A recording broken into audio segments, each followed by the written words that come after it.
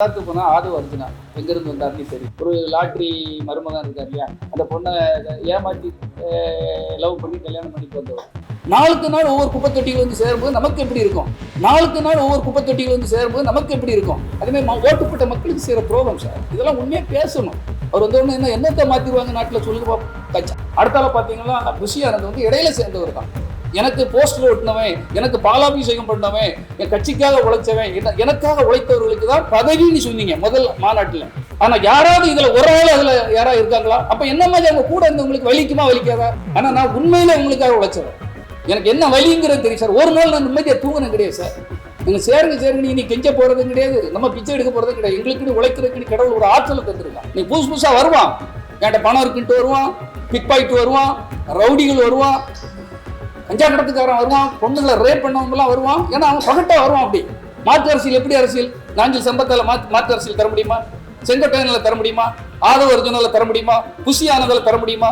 தர முடியும்னு சொல்லுங்க, நான் பதில் சொல்றேன். நீங்க அவர் கூட இருந்துட்டு அவனுக்கு தெரியாது சார். விஜய் பற்றி அவர் கூட இருக்க சூழல் பற்றி எனக்கு தான் தெரியும். நாமெல்லாம் கூட இருந்திருக்கேன். ஆனால் அவர் கவனமாக இருக்க வேண்டும். அப்ப நான் அப்படியே இருந்து விஜய் கூட இருந்துட்டேன், என் வாழ்க்கையோட சந்திரமயமாய் வீட்டை ரூமை பூட்டி போட்டு நான் ரூம்குள்ள இருக்க முடியுமா? ஏதாவது ஒரு கட்சிகளே, ஒரு நல்ல கட்சிகளே எனக்கு வாய்ப்பு இருந்தால் நான் கண்டிப்பா சேருவேன். கூப்பிட விட மாட்டேன் சார். கிட்ட சேர்ந்துருக்கலாம் யாரு? ஒரு சகனின்னா பரவாயில்ல சார். 5 சகனியா இருந்தா சார், ஒரு 4 பேராக நல்லவன் இருந்து 2 கெட்டவன் இருந்தா பரவாயில்ல. 4 பேர் நல்லதுக்கு கூட்டிட்டு போயிடுவான். 6 பேருமே கெட்டவனா இருந்தா ஒருத்தனுக்கு ஒருத்தன் குடிக்கிட்டு போயிடுவானோ சார். இன்னைக்கு நல்லா இருக்கும், கூட்டம் வரத்தான் செய்யும். நேற்று சுனேதாவுக்கு இங்க ஒரு மீட்டிங் போட்டுருக்காங்க, அவ்வளவு டிராபிக், அவ்வளவு ஜாம். ஒரு நடிகைகள் வரும்போது சார், அந்த அவருடைய தொண்டர்கள் மட்டும் இல்லை, எல்லாருமே பார்த்து விரும்புவாங்க சார். நீங்க அந்த இடத்துக்குள்ள வாங்க. எப்ப பார்த்தாலும் சிஎம் கிட்ட சவால் விடுறதோ, மோதி பார்த்துருவோங்கிறதோ, என்ன பாதி இப்படி போறீங்க நீங்க? ரவுடிஷம், எங்க ரவுடிஷம் இனிதான் தெரியும்னு சொல்றான் ஒருத்தன். அதை கேட்டு நம்ம வேடிக்கை பார்த்துட்டு இருக்கோம். யாரு? நாங்க இந்த 6 மாசத்துல எங்க ரவுடிஷத்தை காட்டுவோங்கிறான். அப்ப பக்குவம் இல்லாம இருக்கிறாங்க. நேரம் வரணும்ல சார், சில விஷயங்களை வெயிட் பண்ணி தான் ஆகணும். வெயிட் பண்ணுவோம், பார்ப்போம்.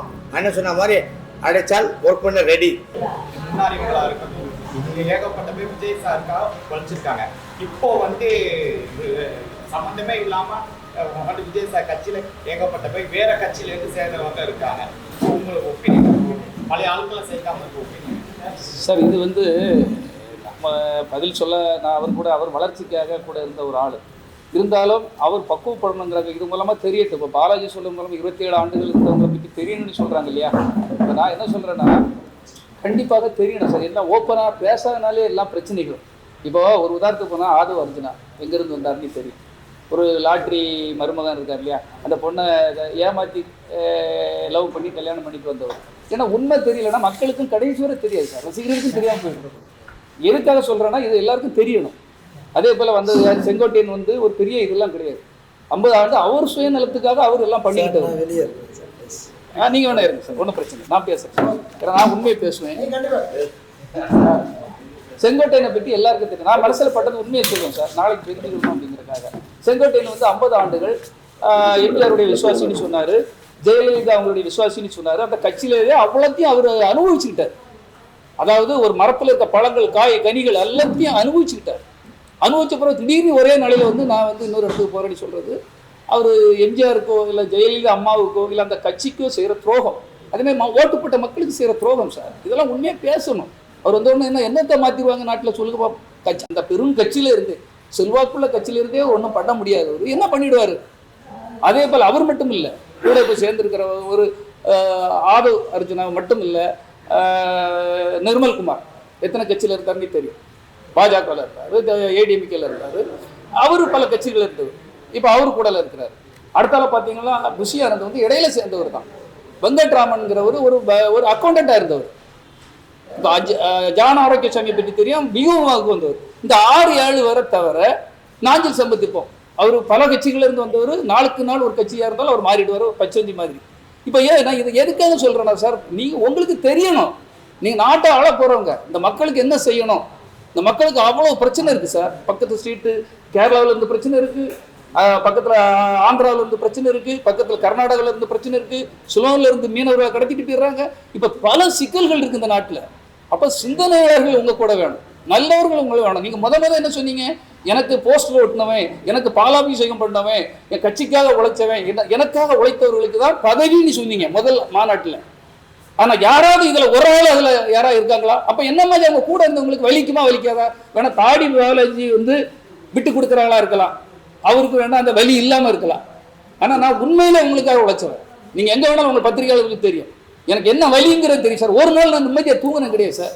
ஒரு மனிதன் வளர வேண்டும் என்பதற்காக கரெக்டா 2 மணிக்கு தான் சார் நான் வந்து தூங்க போவேன். 5 மணிக்கு எழும்பி எழுதிட்டு இருப்பேன் சார். இதெல்லாம் நான் பொய்க்காக சொல்லலை. ஒரு நடிகர் நம்ம அவர் ஒரு பெரிய பிம்பமா வரணும்னு நினைச்சோம். அவர் வந்துட்டார்.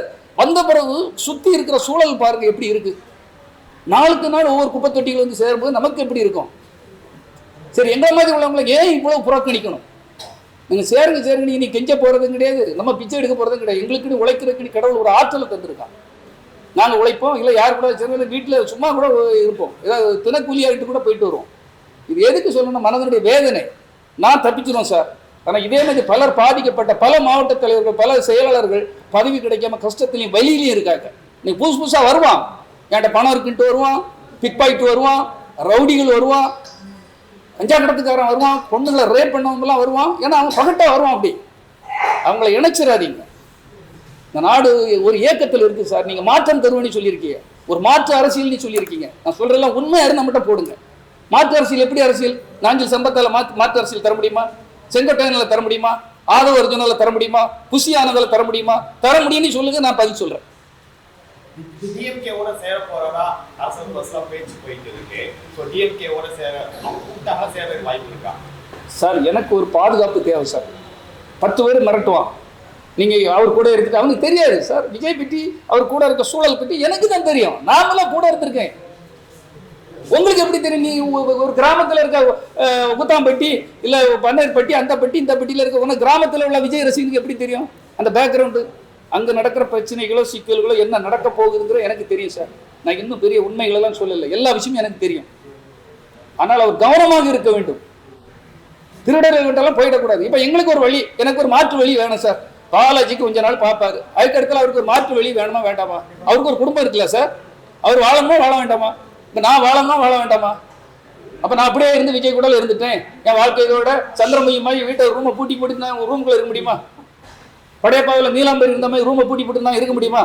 இனி நான் வெளியே வர மாட்டேன், லைட்டே பார்க்க மாட்டேன், அப்படி எங்களால் இருக்க முடியாது. எங்களுக்குன்னு ஒரு கடவுள் ஒரு வாய்ப்பை தந்திருக்காரு, ஒரு உழைக்கிறதுக்கு ஒரு ஆற்றலை தந்திருக்காரு. நாங்கள் உழைப்போம். ஏதாவது ஒரு கட்சிகளே, ஒரு நல்ல கட்சிகளே எனக்கு வாய்ப்பு தந்தால் நான் கண்டிப்பாக சேருவேன். அதான் சார் கேட்குறேன். தென் தமிழகத்தில் கடற்கரை மக்கள் இருக்கு, நல்ல வரவேற்பு இருக்குது, மக்கள் போயிருக்கீங்க. ஆமாம், இந்த தேர்தலில் வந்து விஜய் கூட போய் சேருவீங்களா, இல்லை கூப்பிட்டு போவீங்களா சார்? இது அதுக்கு தான் சொல்லிட்டு விஜய் கூட அவங்க கூப்பிட விட மாட்டான் சார். கிட்ட சேர்ந்துருக்கலாம் யாரு? ஒரு சகனின்னா பரவாயில்ல சார், 5மே சகனியா இருந்தா நான் துணிச்சலா சொல்றேன்னு நினைக்காங்க சார். உண்மையிலே நீங்களே அனலைஸ் பண்ணுங்க. உங்க பத்திரிகையில் பல யூடியூப் சேனல்ல எழுதிட்டு இருக்காங்க சார். ஒரு 4 பேராவது நல்லவன் இருந்து 2 கெட்டவன் இருந்தா பரவாயில்ல, 4 பேர் நல்லதுக்கு கூட்டிட்டு போயிடுவான். 6 பேருமே கெட்டவனா இருந்தா ஒருத்தனுக்கு ஒருத்தன் பிடிக்கிட்டு போயிடுவானோ சார். இன்னைக்கு நல்லா இருக்கும், கூட்டம் வரத்தான் செய்யும். நேற்று சுனேகாவுக்கு இங்கே ஒரு மீட்டிங் போட்டிருக்காங்க, அவ்வளோ ஒரு டிராபிக், அவ்வளோ ஜாம். அவர் திறப்புழாவுக்கு வந்த ஒரு பொண்ணுக்கு நமிதா முன்னால் இப்போ ஒரு 4-5 வருஷத்துக்கு முன்னால் சேலத்துக்கு போயிருக்கு, மொத்த சிட்டியுமே டிராபிக் ஜாம். ஒரு நடிகைகள் வரும்போது சார், அந்த அவருடைய தொண்டர்கள் மட்டும் இல்லை, எல்லாருமே பார்க்க விரும்புவாங்க சார். ஒரு நடிகரை பார்ப்பாங்களா பார்க்க மாட்டாங்களா? அதை வச்சுட்டு நீங்கள் மொத்த ஓட்டம் மொத்த புரட்சி நடக்க போகுதுன்னு மட்டும் நினைச்சிடாது. நல்லது செய்யணும், ப்ராக்டிக்கலாக நீங்கள் மற்ற களம் இறங்கி வேலை பார்க்கணும். அதான் சொல்ல இல்லையா, 4 ஸ்டேட்ல இருந்து நமக்கு பிரச்சனைகள் இருக்கு. ஏழை எளிய மக்களுக்கு நிறைய பிரச்சனை இருக்கு. திருப்பூர் பனியன் ஃபேக்டரி அவ்வளோ மூடிட்டு இருக்காங்க, வேலை வாய்ப்பு இல்லாமல் கிட்டத்தட்ட 4 லட்சம் பேர் நடு ரோட்டில் இருக்காங்க. அதே மாதிரி கோயில்பட்டியில் கடலை மிட்டாய் வியாபாரம் முதல் ஒவ்வொரு வியாபாரங்களும் படுத்தாச்சு. ஒவ்வொரு இடத்துலையும் சிக்கல்கள் இருக்கு, விவசாயிகளுக்கு பிரச்சனை இருக்கு. இன்ஜினியரிங் படிச்சுட்டு வந்தவங்களுக்கு 90% வேலை கிடையாது.